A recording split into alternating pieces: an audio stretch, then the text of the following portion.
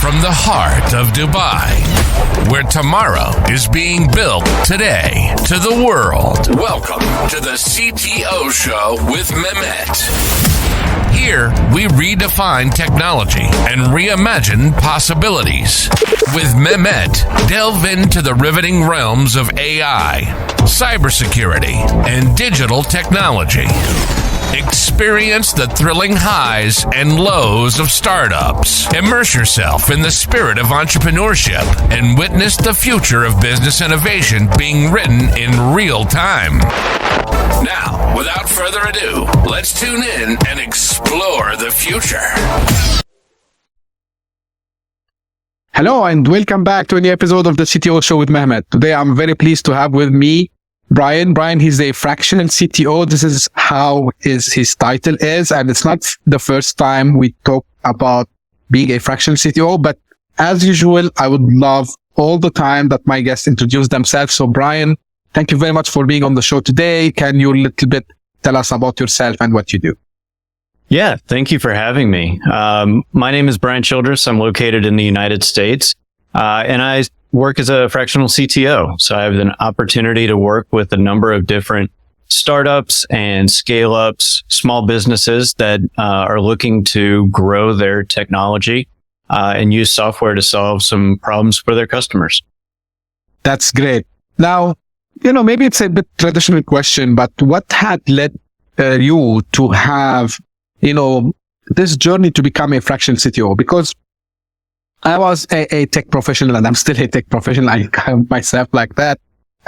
So, back in the days, we used to say, okay, I want to be the CTO of a company, but being fractional CTO means you are working with different companies at the same time. So what inspired you to choose this path?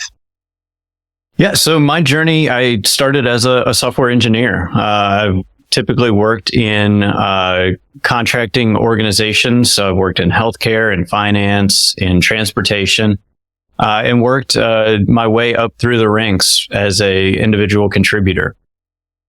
One of the big areas that I saw an opportunity is around kind of technical leadership. So the combination between strong technical skills and leading the direction of the technology. So a lot of times we think about this around strategy and architecture. Mm-hmm. And I like the fractional component to it because it allows me to work with a number of different organizations all at once.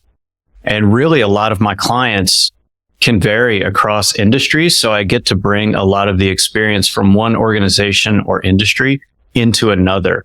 And I found that my clients really benefit from that the variety of skills and information that I'm gathering with a number of different engagements.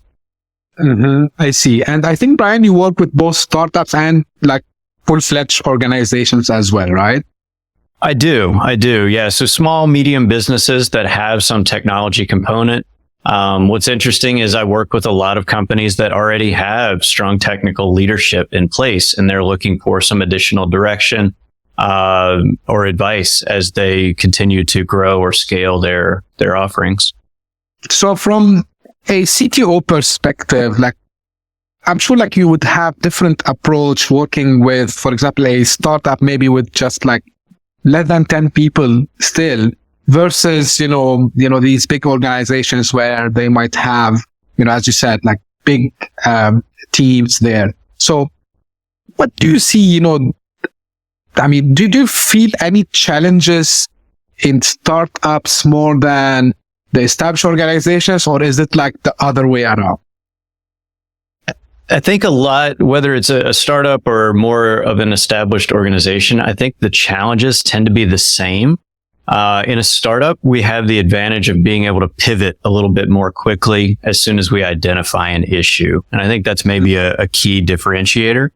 But what I find in a lot of organizations is that there's really a need for some sort of direction. And one of the big areas that I focus on with my clients is being able to tie the technology that we're building or implementing to a business need. A lot of times I see organizations, we do see it a lot in startups, but we see it in larger organizations as well, where we allow the technology to drive the solution instead of identifying what the solution, what the problem is that we're solving first. And then we start to establish the solution from there. And that's really where I focus a lot, is making sure that we're solving a real business problem for the organization. We just happen to be using technology to solve that problem. Do you think this is coming from the pressure of following some hypes or fear of missing out sometimes? I'm talking here more about big organizations because, I used to be a consultant and I used to hear these, stories about, big budgets that they were put on these big, technologies that in the first place, maybe they didn't need them. So do you think this is the challenge there? One of the challenges?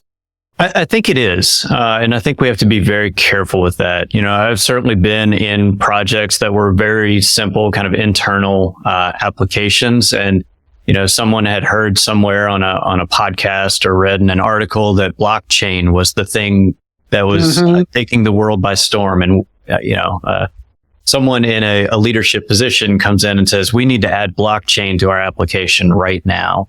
In reality, the application would not be served by that.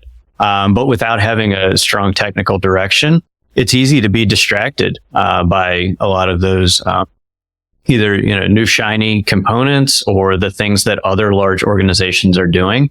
And really, that may work great for that organization, but it's not really serving our organization or our customers. And we have to be able to identify that and ultimately push back from a technical perspective.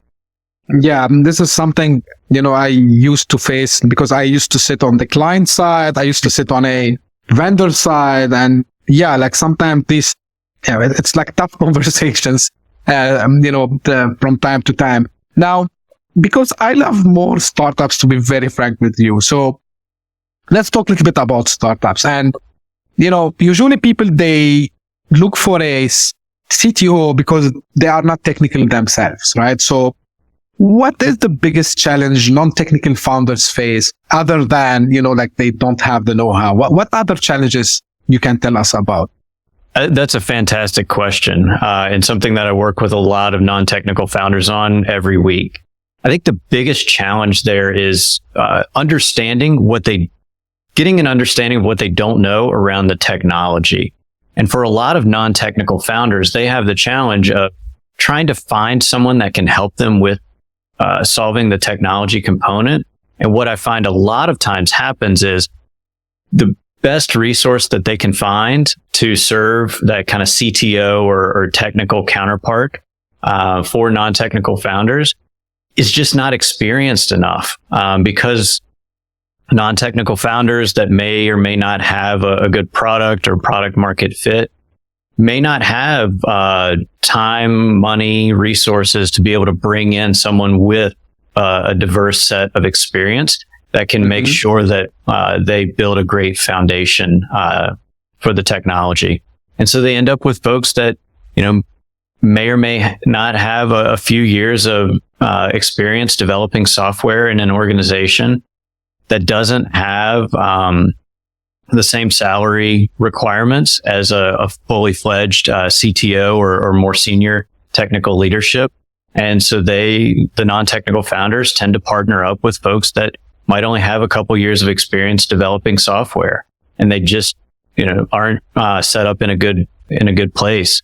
And ultimately, those are the clients that I end up working with a lot, are folks that have built some sort of product, has a lot of shiny new technologies implemented, but ultimately isn't working or isn't solving the right problem for the business. The non-technical founder is very frustrated because they've spent all this time and money. They followed the leadership or the guidance that they were given, but it just wasn't great advice to start with. And I think that's one of the biggest challenges for non-technical founders, is just finding somebody that can give good, solid direction as far as the technology goes. And I think this what lead, these startups to what is called technical debt, right, Brian? Because they figure out that they have built something no one needed, and they try to push, to keep this technology because they have paid a lot of money on that, right? Right. Yeah. They've sunk a lot of costs into, time and money into developing something that they didn't need.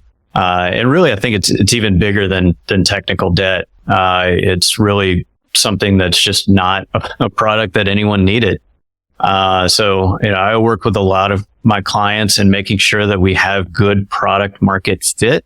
We make sure that we're solving the right problem, that it's a problem that we can ultimately sell to customers before we start to write code. So really, for me, writing code is one of the last steps in the process.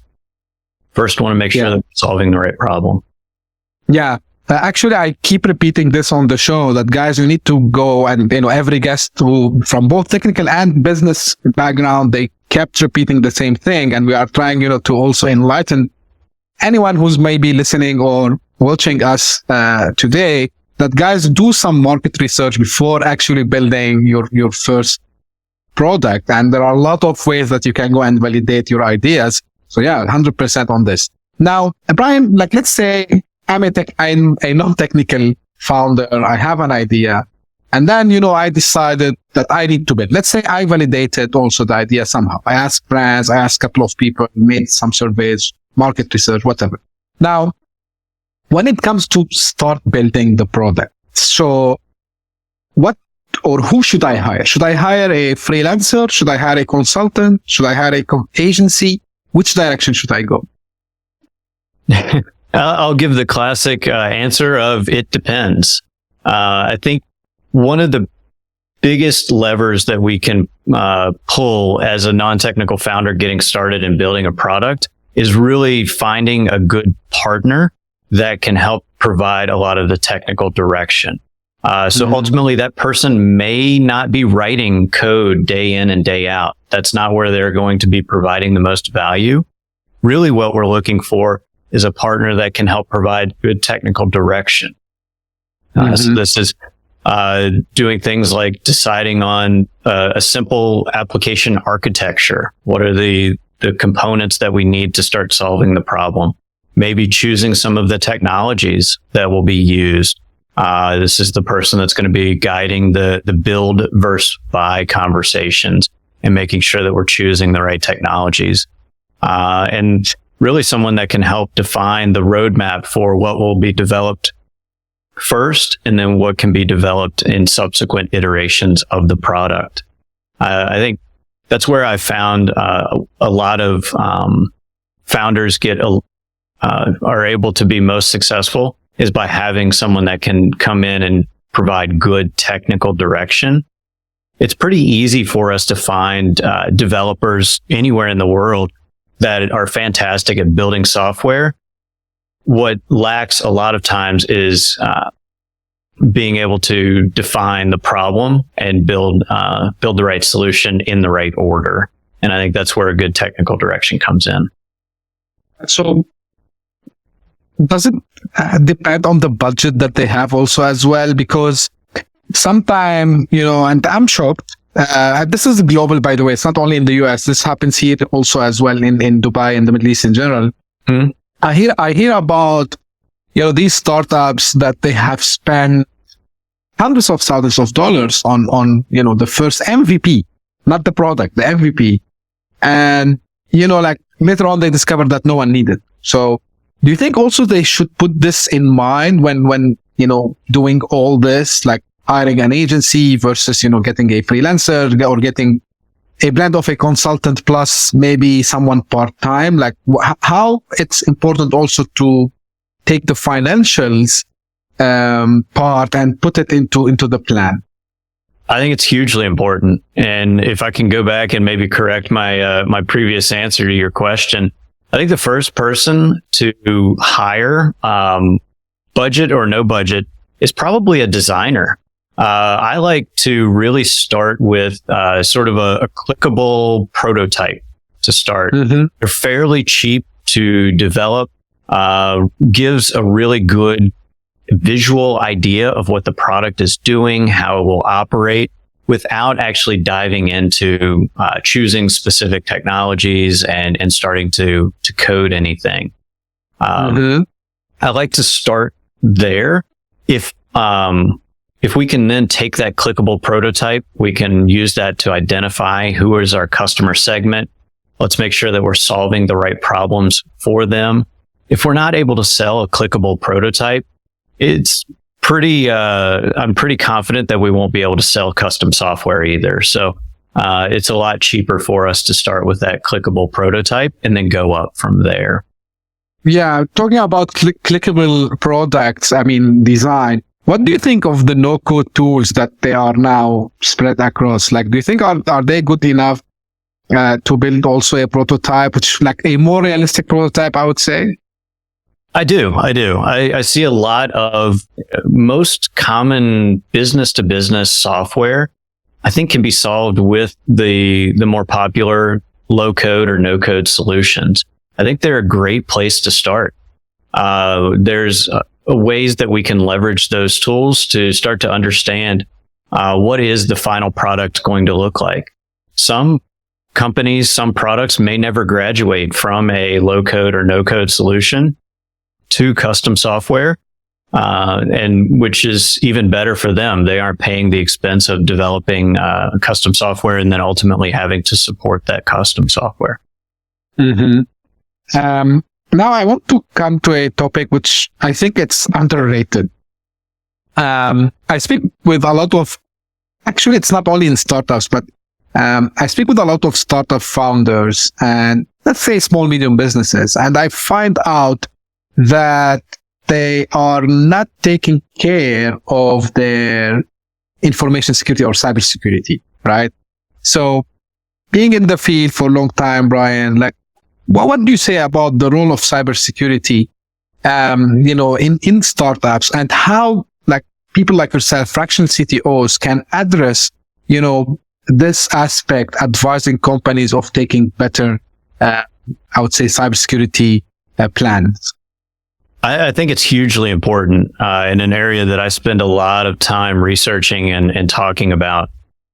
Cybersecurity is really important to an organization. Unfortunately, a single issue or vulnerability in an application can completely demolish a company, a business, and that's a real has a real negative impact on companies. So for me, I really like to focus on making security a foundational component. A lot of the organizations that I do work with tend to be in more regulated industries like healthcare or finance. So those do have already more strict requirements, but I think security is very important. Now, from an application and software perspective, we have to get security right all the time. Unfortunately, nefarious actors or hackers, they only have to get it right once. So we have to make sure that security is a foundational component that we're always looking to as we're developing our solutions. Now, it can vary in early stage startups. It might not be as impactful or as important because we don't have as much data, as much valuable information that draws the attention of hackers or nefarious actors. But we're also not able to bolt on security later in the game. So we really have to make it kind of a foundational component and really build it into not only the application, but also the engineering culture as well. Yeah. Now let's come to the famous topic, which is now very active. Actually, I was just playing, before recording this episode, I was playing with the new ChatGPT code interpreter, the new feature that they have released. So how you see the impact of generative AI and AI in general on the role of the CTO first, and on, the startup and, what we both are, I would say, ambitious about, which is technology in the future? It's a great question, and I know it comes up often. It's one that AI in general, I think, is absolutely revolutionizing the way that we live and work. It's going to continue to be impactful and change the ways that we are able to generate and do the work that we do day in and day out. From a developer's perspective, I've found it to be hugely beneficial to be able to ask a simple question and generate just really, really helpful code that in even months prior would have taken me hours to cobble together across a series of blog posts and Stack Overflow articles as well. And so it's really, really helpful to have that power at our fingertips. From a CTO perspective, it's something that really kind of keeps me up at night because of the capability that it has to be able to read the code that we have internally and inside any organization is really, I kind of see it as a vulnerability, right? We're able to input our code into these systems. We don't know who has access to some of that data in the future. Another big concern that I have is around how much developers trust the code that's being generated, especially for the folks that only have maybe a few years of experience in the industry. When they're generating code, they may be copying and pasting that code directly into the applications that we're developing. Now, we saw the same kind of thing from Stack Overflow in the past. I think now we're just able to generate code even much more quickly. And so being able to take that code, input it right into our applications, and then ship those applications into production and out to our customers, that does have me worried. So for me, I look to our processes to how can we not only build a culture around what code do we generate, how do we generate it, but also what is our review process and what do we accept into our code base. And I think a lot of that comes down to the culture that we create within the engineering organization. Yeah, I think regarding the code part, Brian, I'm not sure if you would agree with me or not, but someone, and I hear this a lot, like, someone I hear, hey, like these guys, they took an open source code and, they just almost copied, they just changed the UI and they build a full-fledged, like commercial product on top of that. So someone might argue that, as you said, we've been doing this for a long time. I mean, not me. I know programming, but I'm not an expert, but I mean, like, this is something that used to happen. But yeah, I believe the biggest concern is regarding the quality, because people might be more lazy to really review the code. And, again, back to the security part, we're not sure, like, is this code, safe to use? Does it have any issues? Yeah. So it's like big question marks, I would say.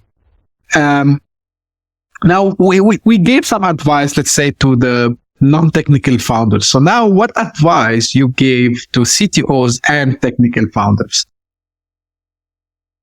I think the advice I have towards technical founders or CTOs is really just keeping a close eye on how is AI impacting tools. The same way that, even before AI really had this upsurge in the last few months, what are the tools, the languages, the frameworks that are really coming out and kind of taking the ecosystem by storm? It's really important for us to kind of keep abreast of those changes. Now, we may not pull those new technologies into our organization. In fact, I really guide a lot of organizations against pulling in brand new technology into their production applications. But I do think it's really important to kind of keep an eye on where the ecosystem is going. Now, it's important for a few reasons. One is really around hiring, right? Most strong engineers are not really excited about joining an organization that isn't following and adopting new patterns and technologies in their organization, right? They don't want to be working on legacy technologies necessarily. And I think it's also important from a security perspective as well, just kind of keeping up on where the industry is going, how it's shifting, and how they can continue to serve their customers and keeping everything secure and safe. Yeah. Brian, just out of curiosity, because as you are working with several organizations / startups at the same time, so do you cap the number of customers you work with at a certain time? And the reason I'm asking you is like, because, from traditional perspective, when someone is a CTO of a company, like day and night, he's thinking about, how we can enhance the product, how we can do this, and of course we have capacity. So do you limit yourself to certain number of engagements? And like, is there any hack you can share with someone else who's, thinking to go to this path of being a fractional CTO, on how to do it the best way to keep organized and not getting things like mixed up? Yeah, organization and prioritization are really some of the things that I'm constantly refining and evaluating. The way I structure my business is I have a couple different engagement tiers. And really what that means is the amount of time that I spend with each organization. Some organizations I'll spend, upwards of 10, 15 hours a week working with. Some organizations I may only meet with once a week, for an hour-long session. And so it really varies in between those kind of two ranges. Really, it depends on what the organization needs at that time.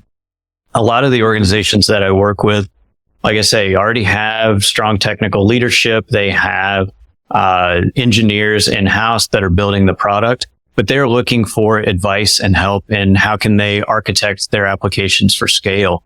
How can they improve processes to have better product development, getting better resiliency within their system? And so it really varies. I think my advice to anyone looking at a fractional CTO or similar type of consulting engagements is really, how do you organize and how do you over communicate to your customers and your clients? I think it's really important to over communicate and answer any questions that your clients may have before they're actually able to ask the questions of you. It shows a great deal of preparedness and experience in the industry, understanding the problems that individual organizations have, and then being able to really make sure that you're providing the best value to them. We are coming close to the end, Brian. Like, if maybe today some young entrepreneurs are listening or watching us, and they want to get into this startup world, right? So what piece of advice is, I know we make it too much advice today, but, I'm keen because the experience that you have and, the organization that you have worked with, really it's something impressive. And I want the audience to get as much as possible benefit from that. So what, like, some advice you give to young entrepreneurs, maybe someone who just finished college, someone, who's thinking to start, something new, and what you can say to them? I think my advice is to really focus on what problem that you're solving for your customer, and make sure that you're able to get that solution out in front of the customer. Talk with as many people as possible to really understand the problems that they have.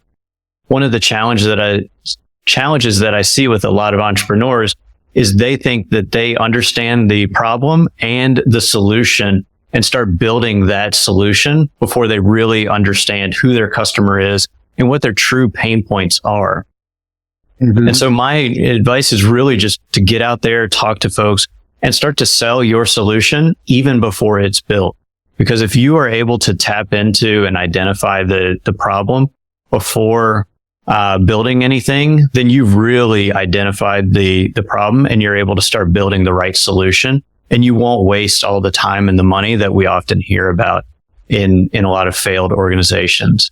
I think we're seeing a big shift in the industry away from coming up with a buzzwordy type of solution and raising a lot of venture capital money. I think we're definitely shifting back towards creating solutions for customers that have real problems and building real businesses around those solutions. And I'm excited to see that shift, but I think it does require us to really take a look at the business component and making sure that we're solving the right problem. Yeah, 100%. I agree with you, Brian, on this regarding, the threat I'm seeing. And guys, if you are watching or listening to us, focus on, as Brian said, about, the solution. And a good way is to find who is you, as they call it, the ICP, identical customer profile. Whether it's like something related to finance, okay, who is in the finance, is it a bank, is it an insurance company? And then go dig more and find out, like, who would be the CFO of the company? Is it the HR? Is it like, the IT? And then keep doing this until you find who is your ultimate customer that would be, happy to buy your solution because you solve for him a critical business problem. And I love this relationship with Brian because I was the consultant. The thing that we are all looking for, what is the ultimate, biggest problem the customer has that my solution can do, and this is where we can do the math for 100%.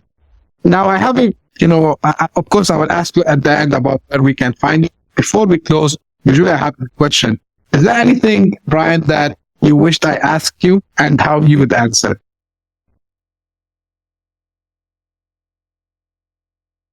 I think the one thing that I maybe wish you had asked is for any aspiring consultants, really some of the things that they should be focusing on outside of the technology. Sure, and I think my answer there is to really start to develop your own personal brand. That's something that I know is becoming more of the norm these days, but from a technologist's perspective, it's not something that we're familiar with doing. It's not something that feels comfortable to us, but it's something that I think is very valuable to really start to push ourselves and to learn, how do we build a brand? How do we make sure that we have our own voice outside of the organizations that we're working with, that we can start to share and contribute into the larger community. I think it's really important to start to develop those skills. Ultimately, I think you'll need them as you continue to progress in your career. Because usually us, people in background, we think ourselves they are, but believe it or not, we are not actually can talk very good. We can articulate things. I'm not saying the way, because of, all the tech background that we have, we can get it out in front of people, and 100% I agree with Brian regarding your own personal brand. It's becoming something more and more important. Unfortunately, maybe you would see it like as a hype. Why should I be doing like anyone else? But I believe that moving forward, this is the way to do it, because, think about it. If you are, I don't know, maybe 5 developers, 40 stack developers, how you would differentiate yourself from hundreds of maybe millions of someone who does the same thing as you? You need to have this unique, thing, and this unique thing is your brand, actually.